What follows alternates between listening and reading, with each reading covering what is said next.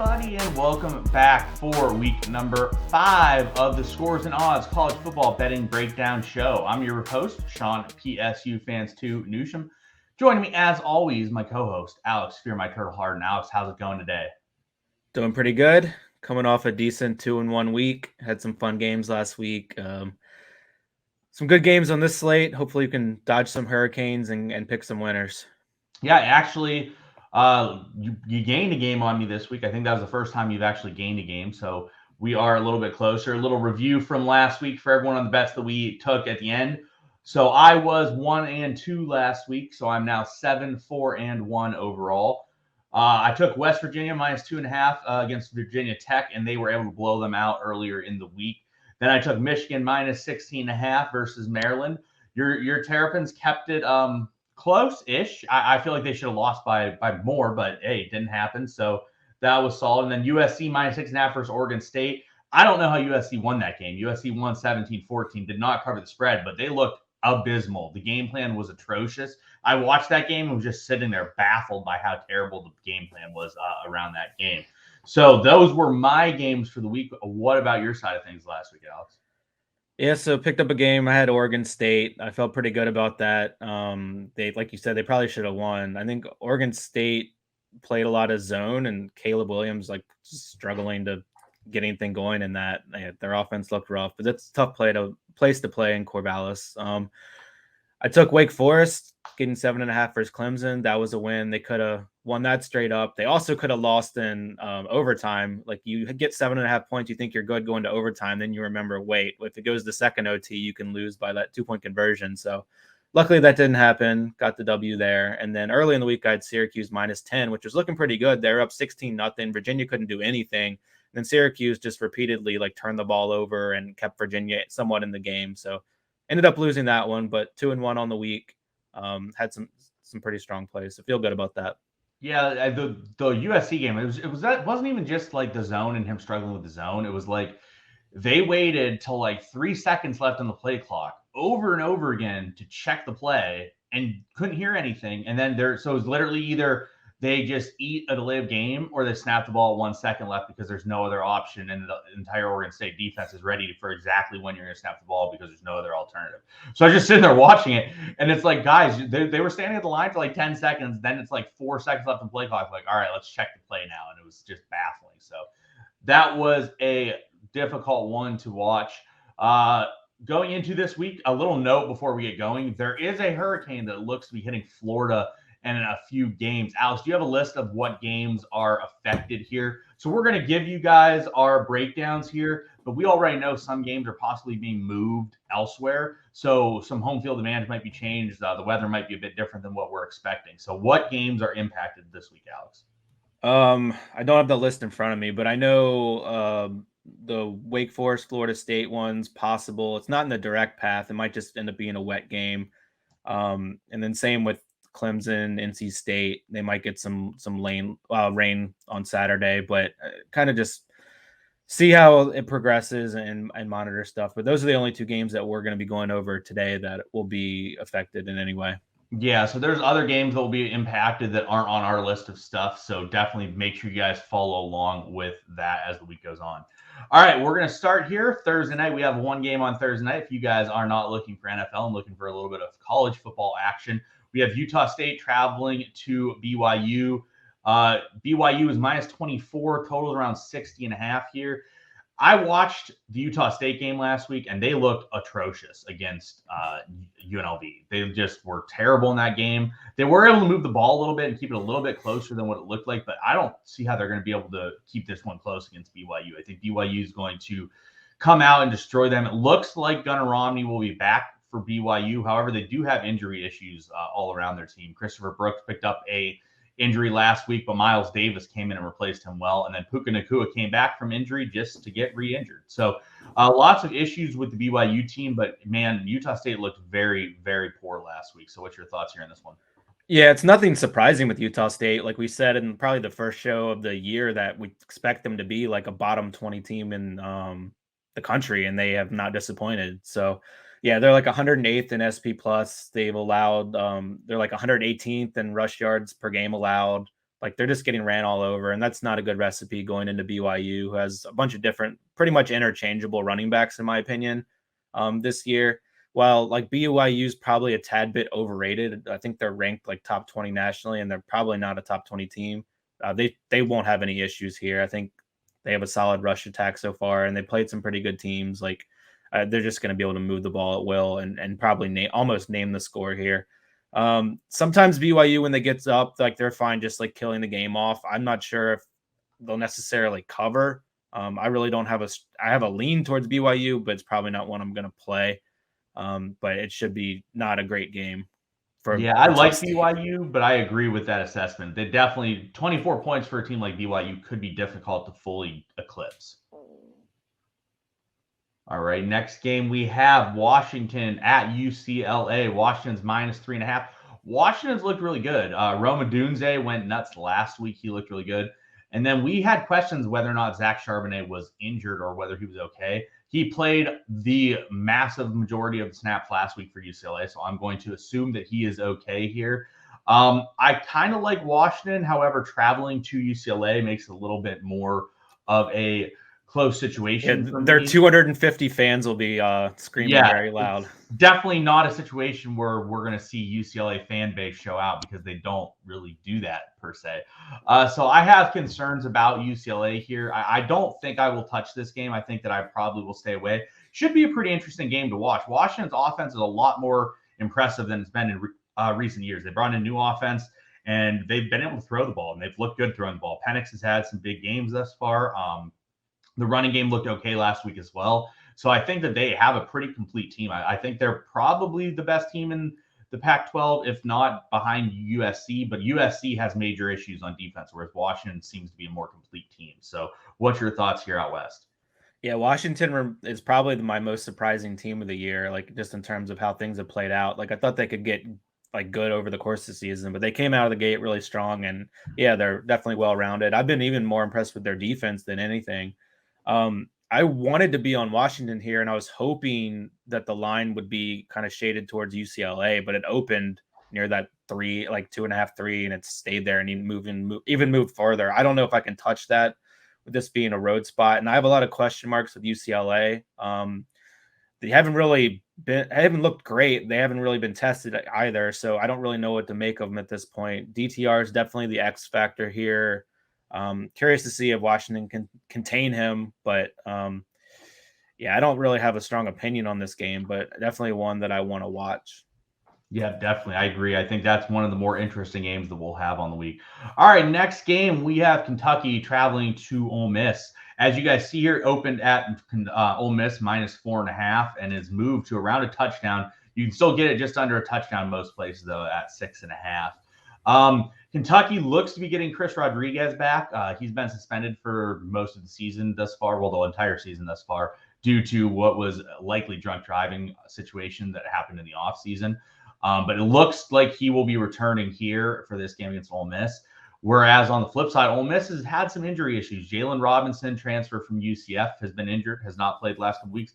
Zach Evans got banged up a bit last week. However, Quinshon Judkins has been fantastic for Ole Miss. He's carried the ball 28 times last week. He's looked like a guy that is truly going to make an impact on this program going forward.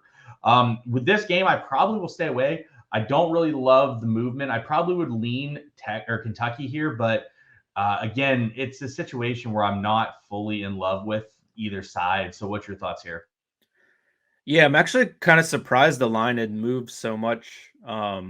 With especially like looks like money's coming in on Kentucky too. It kind of raises some red flags in this game, because I do like the Kentucky side in terms of just a lean, because there's so many points and Kentucky's defense is quite elite, in my opinion, and they're getting C-Rod back.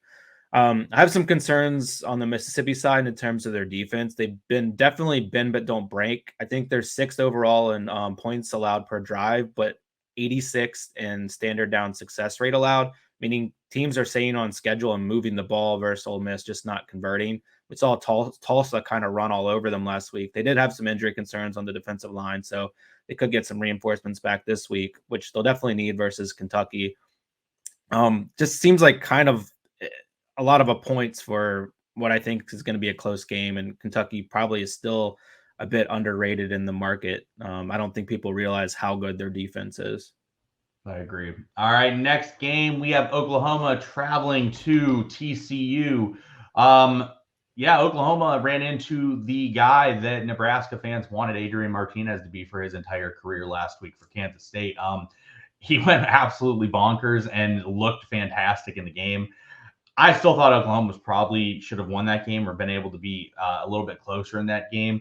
I lean Oklahoma here. I think Oklahoma's a better team. I think they are better than TCU, despite traveling to TCU here. I think there's lots of possible question marks with TCU. They rotate so heavily at running back. No one really can get in great rhythm. Keandre Miller is probably their best back, but they're going to run a lot of people. They rotate all the receivers. There's going to be quarterback controversy going with Dugan if he struggles out the gate. It looks like Chandler Morris is getting back to healthy. Whereas Oklahoma just has not looked the best to start the year, but I do think they're the more talented team here. So I lean Oklahoma. What's your thoughts here? Yeah, I'm still in wait and see mode with TCU. Their offenses look pretty good, but like last game, that got out to a good start, and they tried to sat on the game. Like they didn't like go after it offensively in the third quarter, and it kind of bit them late almost. Also, yeah, if Dugan struggles, like there's definitely going to be a controversy there. Yeah, I don't really have a strong opinion on this game. Oklahoma, they rate out really high in the metrics and like power ratings, but they don't have any standout wins so far this season, and they just lost to Kansas State at home, who could be pretty good this year. So I'm pretty cautious on them as well. It's two teams that I'm kind of still in wait and see mode. And where the number is now, I don't really have any strong interest. Like if I was forced to pick this game, I'd probably take TCU in the points, but that's not something I'm going to do. Yeah, I mean, we saw last week, like TCU was up huge in the first half, and they just like let the foot off the gas. The entire second half of the game was a pretty bland offense. They just really didn't do anything. And that's a bit concerning to me against Oklahoma, because the reason Oklahoma lost that game is because Kansas State kept scoring. Kansas State kept putting them to bed. They just kept scoring. Adrian Martinez went nuts, had 5 rushing touchdowns in that game. So I definitely am a little bit concerned about that aspect of things. All right, next game, we get Oregon State, who we just talked about a little bit ago, traveling to Utah. Last week, Utah had issues.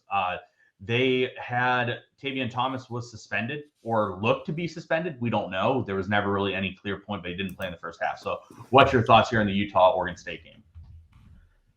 I mean, I think Utah's kind of rounding into form a bit after that rough road loss to start the season. I mean, they still beat Arizona State by 3 touchdowns. So that game was never really in question. It's a tough travel spot for Oregon State, like coming off a big win against USC. I was hoping this number would be closer to around 7. I'd have some interest on Utah, but 10.5 is a lot for what I think is a pretty solid Oregon State team. But Utah always plays well at home. Like they should control this game. They've run a little bit bad on like goal to go situations. So I think there could be some positive regression for them in terms of just putting up points in general. But 10.5 is a rough number to go against Oregon State here, but I do lean Utah.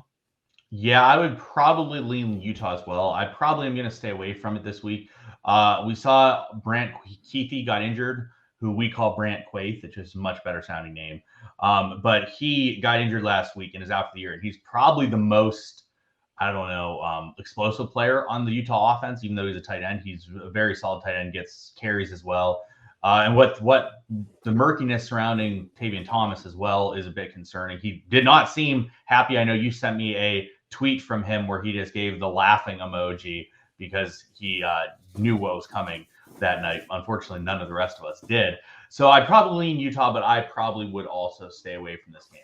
All right, next game, we have Alabama traveling to Arkansas. Arkansas, one of the more weird finishes you will ever see, had a field goal to take the lead with 1 minute and like 15 seconds left of the game. They literally hit the top of the upright and it bounced backwards instead of forwards.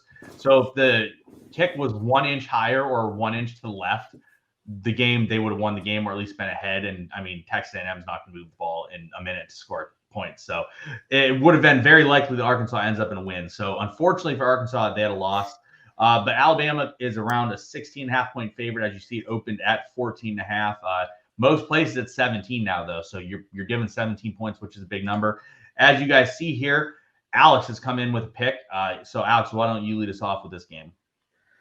Yeah, I think it's just a lot of points. Arkansas's defense hasn't been great, but I have some question marks with Alabama. Like I just don't think this Tide team is there, and they're not quite as polished in the skill positions as they have in years past.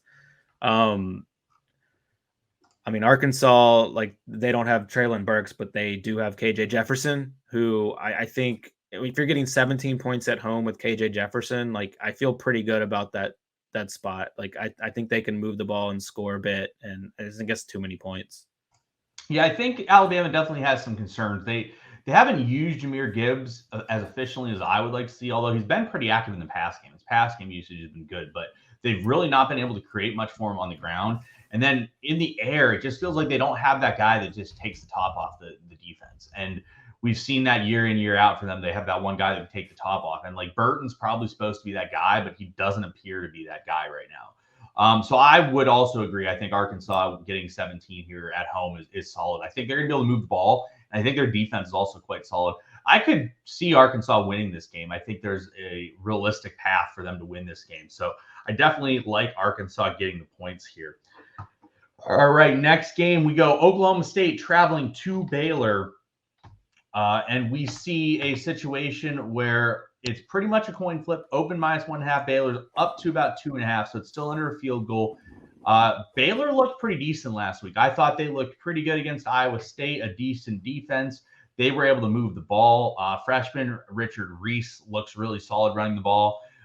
Overall, I thought they was a pretty like methodical win where they just like casually beat them. There was literally like no question all game of whether Baylor was going to win the game. It was like Baylor's going to win the game, and they just made it happen, and they like slowly grinded out a lead that they were able to hold on to, and it never really seemed in doubt to me despite being a touchdown game. So I was pretty impressed with Baylor.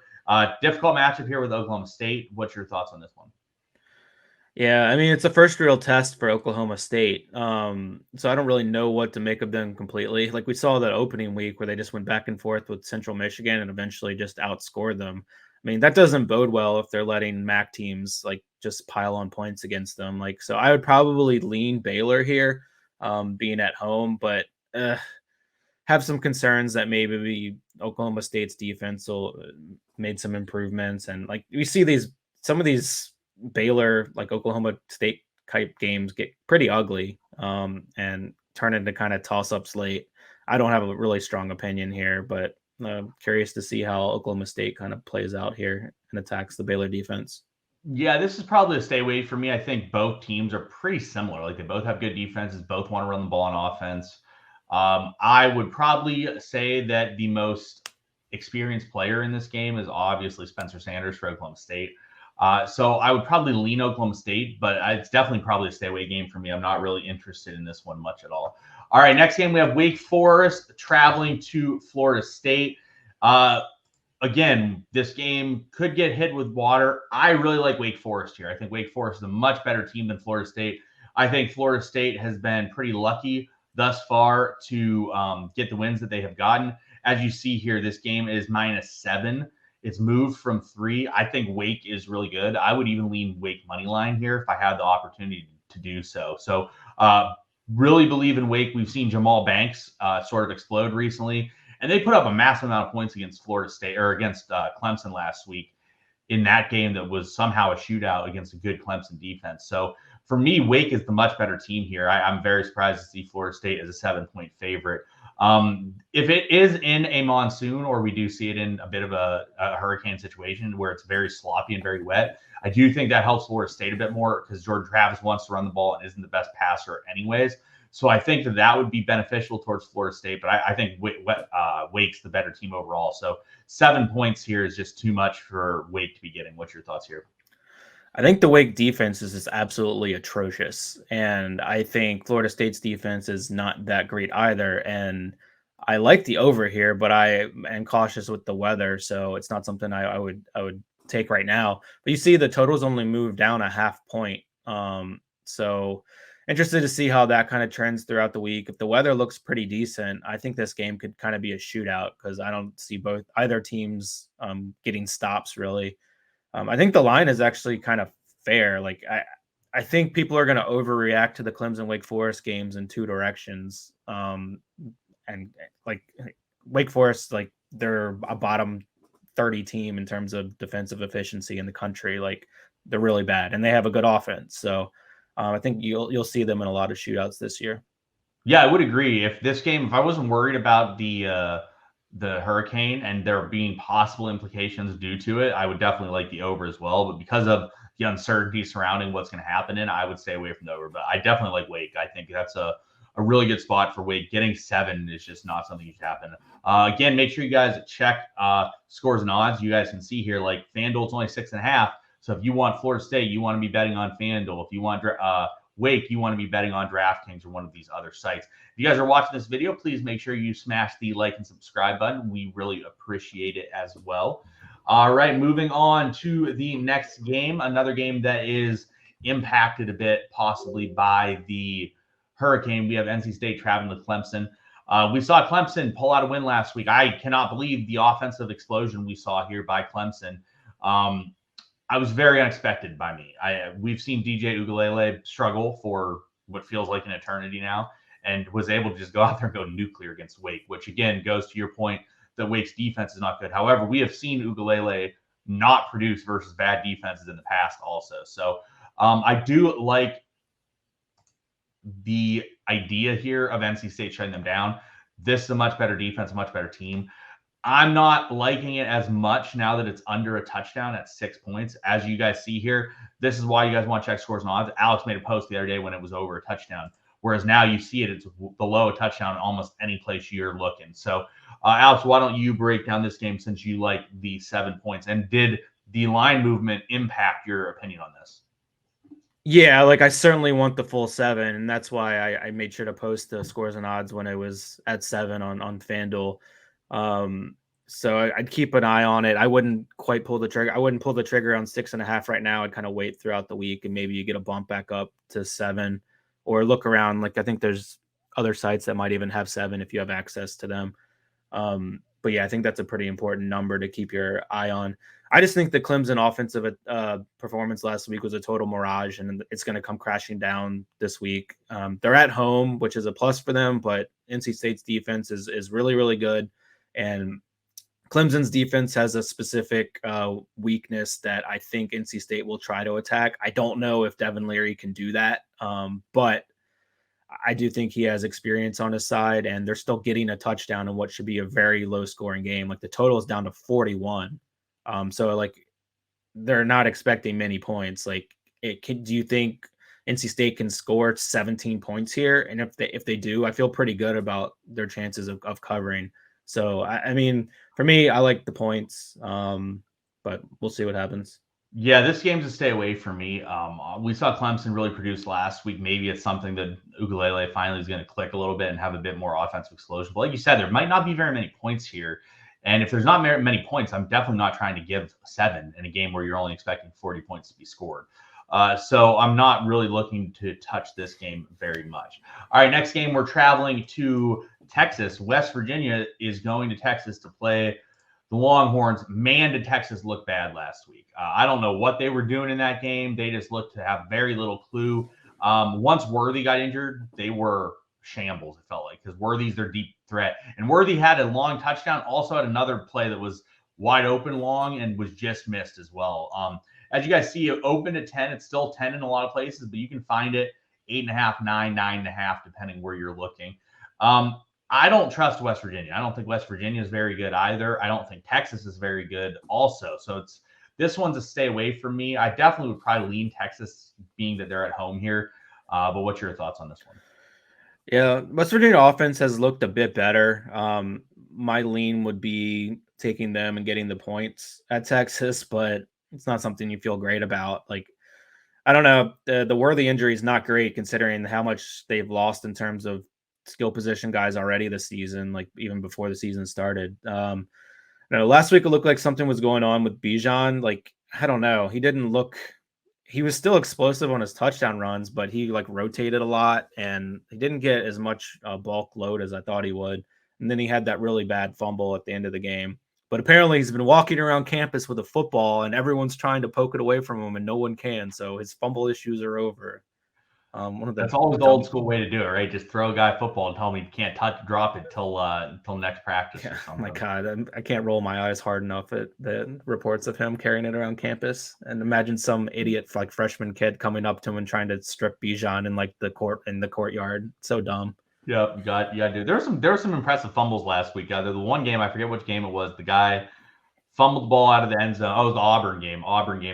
Whoever they were playing, I forget who they were playing. Vanderbilt. Were they playing Vandy? No, they were playing someone else. No, maybe they were playing Vandy. I don't remember. But the guy fumbled the ball going into the end zone to tie the game in overtime to lose the game for his team. That has to be a not great feeling, to say the least. Like, I was like, oof, that hurts just to watch. I can only imagine how it feels to be in that situation. All right, next game, we got Arizona State traveling to USC. USC is minus 23.5. As you see, it's moved to about 26. Arizona State stinks. There's not much else you can say about this. The issue is USC defense is not good. So it's a situation where there's issues on both sides of the ball. I do think USC is going to regain form here, though, offensively at home. They're trying to get back on track. Like we saw, Addison was barely utilized last week for USC. I don't think we're going to see that again this week. So I like USC. Probably too many points for me to go, considering the USC defense is so poor. What's your thoughts here? Yeah. USC just has like a giant horseshoe lodged in their butt in terms of like turnover luck so far this season. It's like absolutely insane. Like based on like averages of like pass and run and like all the and stuff, like their typical results would be like 5 interceptions for them and 2.3 against. Actual is 11 for USC and 0 against. So they're running like an ungodly rate in terms of interception luck both ways. Obviously there's some skill, but like you can't, it's hard to project. And like that is just like a super outlier that's not going to continue. Also, they've recovered 7 fumbles as well. So like they've just been getting the ball moved on them up and down the field, but like have like 18 turnovers in like 3 or 4 games. Like that's not going to sustain. It's going to bite them at some point. It won't be this game, but they're a team I'm keeping an eye on because I do think they're going to be overvalued in the market in the coming weeks. So just want to throw that out there, but I'm staying away from this game. For sure. All right, last game we're going to cover today. Stanford travels to Oregon. I know you and I had a blast last week with the Oregon game. Hate them very much. Hate everything about them. As you guys can see, Alex is going to play Oregon here. He likes Oregon, giving 15.5. As you see, it's moved up to around 16.5 or 17 in certain places. So why don't you talk a little bit about this one, Alex? Yeah, I just think Oregon's offense is like a borderline top 10 offense in the country, and Stanford is one of the worst Power 5 defenses in the country, and they're coming into town and they're going to get absolutely plowed. They're allowing nearly 400 yards per game, and one of those games was against Colgate. So like it's not like they're playing all great teams. So since they've been beat down versus Georgia in week 1, they have 3 straight wins. A nice 21 home point win against BYU. They squeaked one out on the road last week. I just think the Stanford games have seemed closer than they actually are because Stanford's like piled up some garbage time touchdowns. So I think this is a situation where Oregon's like just going to score touchdown after touchdown early, and this game's going to be over pretty fast. So I'm on Oregon. Yeah, I tend to agree. I like Oregon as well. I just think that Stanford is too poor. Like you said, it's a situation where I just don't think that Stanford can win this game or keep it close. We saw last week against Washington. Washington just moved the ball at will against them. There was absolutely no stopping it. And I hate Oregon, though. Like, I hate Oregon with a passion. They've cost me way too much money this year. So might have to stay away from it from that perspective. But, man, do I hate Oregon. I really hope they lose this game. I just want them to just get obliterated in this game. I know you feel the same. So, all right, that's going to wrap it up for us this week. Alex, why don't you get us started with the picks?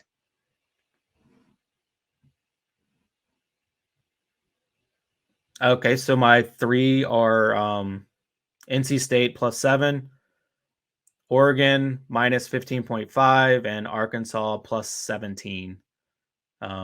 So NC State, Oregon, and Arkansas. All right. So I was leaning towards taking the Oregon game, but I'll stay away because I do have another overlap game. So I don't want to overlap us in multiple spots. Can't give you another run back spot where I take the opposite side of you either. That was just the only way you can make up games, so I just can't go there. So bets I like Wake +7. I think Wake wins that game outright. I think they're the better team. Oklahoma -6.5 at TCU. Again, I think they're the better team despite traveling to TCU. I think TCU has lots of questions, and they could have some controversy come up in the quarterback position. And then I also like Arkansas +17 against Alabama. I think it's just too many points to get for Arkansas in that spot. So that's going to wrap it up here for us on week 5. We hope that you guys have some good luck out there betting. If you guys are watching on YouTube, please like and subscribe to the video and to the channel. We will greatly appreciate that. We'll be back next week for you guys. We hope you guys get some monster wins out this weekend. For Alex, I'm Sean. Good luck, everyone.